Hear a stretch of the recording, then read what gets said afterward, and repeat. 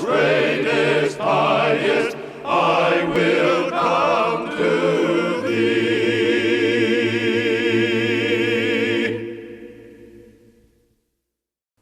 A frail old man went to live with his son, daughter-in-law, and 4-year-old grandson.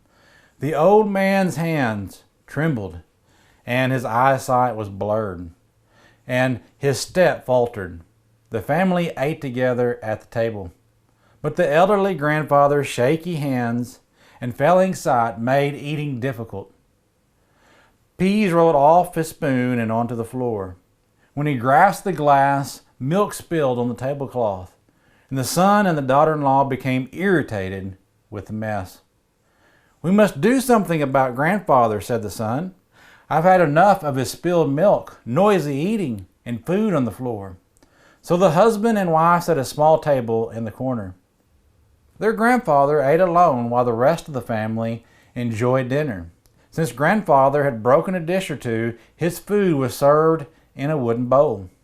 When the family glanced in grandfather's direction, sometimes he had a tear in his eye as he sat alone.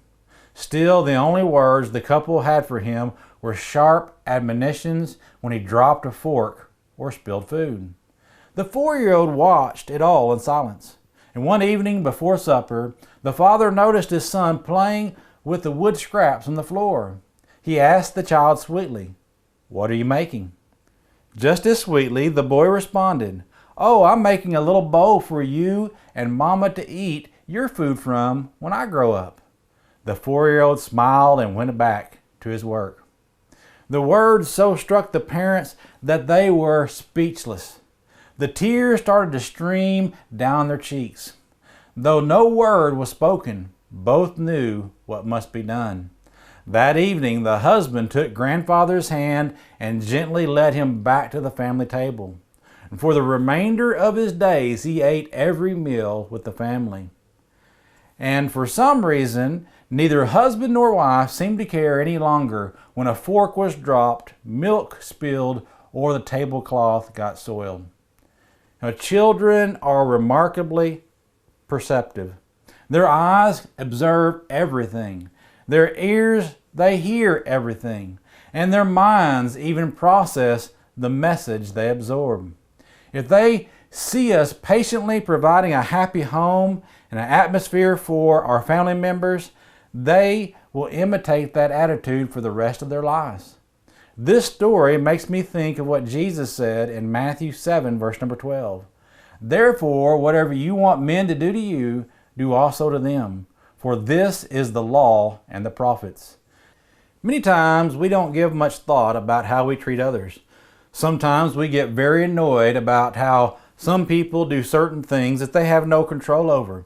Oh, but when it comes to us, we want people to understand that we don't have any control over those little things that we do that are annoying them.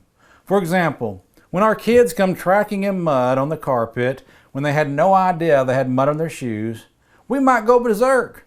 But we might accidentally do the same thing. But do we go berserk at ourselves when it happens? No, because we understand that it was an accident.